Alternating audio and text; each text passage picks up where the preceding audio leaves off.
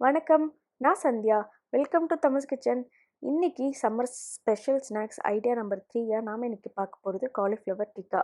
இப்போ காலிஃப்ளவர் எல்லா இடத்துலையும் ஈஸியாக கிடைக்குது. இது நல்ல சீசன் கூட. ஃப்ரை பண்ணி சாப்பிடாம இந்த மாதிரி ஒரு டைம் ட்ரை பண்ணி பாருங்கள். ரொம்ப டேஸ்டியான ஸ்நாக்ஸ். இது ஒரு ரெஸ்டாரண்ட் ஸ்டைலில் நான் செஞ்சுருக்கேன். ட்ரை பண்ணி பாருங்கள். இதுக்கு மீடியம் சைஸ் காலிஃப்ளவர் ஒன்று எடுத்துகிட்டு கொஞ்சம் பெருசாக அந்த மாதிரி நான் கட் பண்ணிக்கிட்டேன்.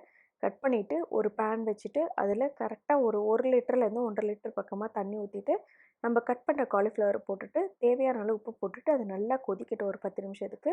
இன்னொரு பவுல் எடுத்துக்கோங்க. நல்லா கெட்டியான தயிராக ஒரு 2 ஸ்கூப் தயிர் எடுத்துக்கோங்க. உங்ககிட்ட கெட்டியாக இல்லைன்னா ஒரு மஸ்லின் கிளாத்தோ இல்லை ஒரு காட்டன் கிளாத்தோ எடுத்துகிட்டு இதை தயிரை போட்டு நல்லா தண்ணி போகிற அளவு வடிகட்டிட்டு அதுக்கப்புறம் சேர்த்துக்கோங்க. இது கூடவே நான் ஒரு 2 டீஸ்பூன் இஞ்சி பூண்டு பேஸ்ட், தேவையான அளவு உப்பு போட்டிருக்கேன். காரத்துக்கு தகுந்த மாதிரி வரமிளகாத்தூள் போட்டுக்கோங்க. நான் ஒரு 2 டீஸ்பூன் வரமிளகாத்தூள் போட்டிருக்கேன். 1 டீஸ்பூன் கரம் மசாலா தூள், ஒரு 1/2 டீஸ்பூன் மஞ்சள் போட்டுக்கிட்டேன். அது கூடவே நல்லா ஒரு பெரிய டேபிள் ஸ்பூன் 1 டேபிள் ஸ்பூன் ஃபுல்லாக கொத்தமல்லி தூள், 1 டீஸ்பூன் காஷ்மீரி மிளகாத்தூள், 1 டீஸ்பூன் சீரகத்தூள், கூடவே 1 டேபிள் ஸ்பூன் எண்ணெய். இது எல்லாத்தையும் போட்டுக்கோங்க. போட்டுட்டு இது கசூரி மேத்தி ஆப்ஷனல் தான். வெந்தய இலையை காய வச்சது. இது இருந்தால் போட்டுக்கோங்க, இல்லைன்னா கொத்தமல்லி இலை கூட போட்டுக்கலாம். போட்டுட்டு நல்லா மிக்ஸ் பண்ணிக்கோங்க. மிக்ஸ் பண்ணி விட்டுட்டு இது கூடவே நான் 1 டேபிள் ஸ்பூன் கடலை மாவு சேர்த்திக்கிறேன். இந்த கடலை மாவு எதுக்குன்னா நல்லா பைண்ட் ஆகிறதுக்காக நம்ம சேர்த்துறோம்.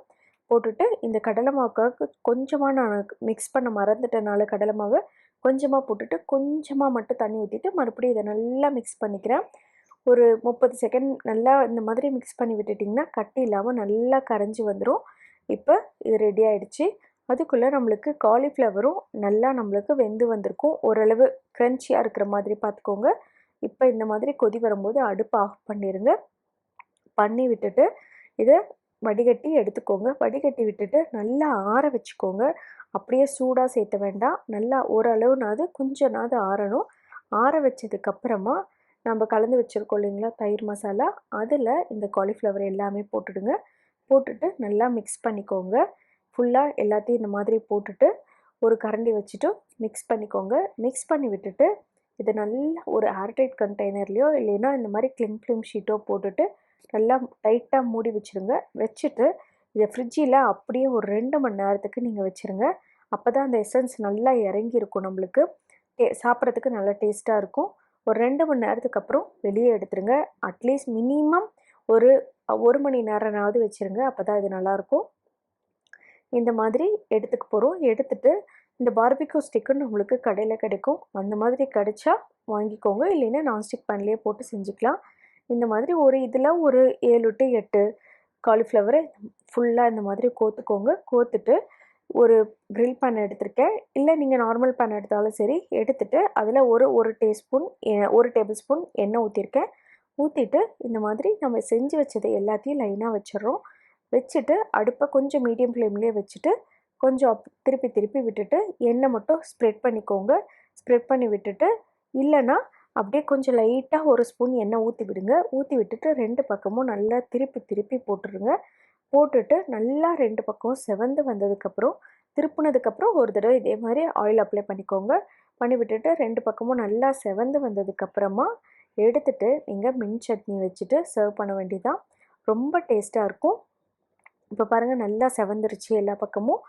இது வேகிறதுக்கு ஒரு 5 to 7 மினிட்ஸ் ஆச்சு. அதுக்கப்புறமா நான் இதை எடுத்துகிட்டு இது கூட மின் சட்னி ஆனியனும் வச்சு சர்வ் பண்ண வேண்டியது தான்.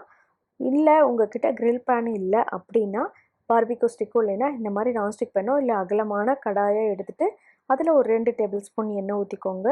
ஊற்றிட்டு நம்ம கலந்து வச்சுருக்கோம் இல்லைங்களா காலிஃப்ளவர், அதை போட்டுட்டு இந்த மாதிரி ஒரு அடுப்பை மீடியம் ஃப்ளேமில் வச்சுட்டு நல்லா பரட்டி விட்டுடுங்க. கொஞ்சம் நேரத்துக்கு ஒருக்கா நல்லா மிக்ஸ் பண்ணி விட்டுக்கிட்டே இருந்தால் நல்லா தண்ணி வற்றிட்டு உங்களுக்கு நல்லா ரோஸ்ட் ஆகி வரும். கடலை மாவு போட்டிருக்கிறதுனால நல்லா உங்களுக்கு தெரியும் அது டிஃப்ரென்ஸு. அதுக்கப்புறமா இறக்கி நீங்கள் சர்வ் பண்ண வேண்டியதான். பாருங்கள் தண்ணி வற்றி அந்த தயிர் எல்லாமே வற்றிட்டு உங்களுக்கு நல்லா சுருண்டு வந்துருச்சு. இப்போ இது கூட நீங்கள் மின் சட்னியும் இல்லை ஆனியனோ வச்சு சர்வ் பண்ண வேண்டியதான். கொஞ்சம் டிஃப்ரெண்ட்டாக இருக்கும். பன்னீர் வச்சுட்டு தான் நம்ம செய்வோம். காலிஃப்ளவர் வச்சா கூட அதே டேஸ்ட் வருது. கண்டிப்பாக ட்ரை பண்ணி பாருங்கள். இந்த வீடியோ பிடிச்சிருந்துச்சின்னா மறக்காமல் தமிழ் கிச்சனை சப்ஸ்கிரைப் பண்ணிக்கோங்க. உங்கள் ஃப்ரெண்ட்ஸ் அண்ட் ரிலேட்டிவ்ஸ்க்கு இந்த வீடியோவை ஷேர் பண்ணுங்கள், லைக் பண்ணுங்கள். நன்றி, வணக்கம்.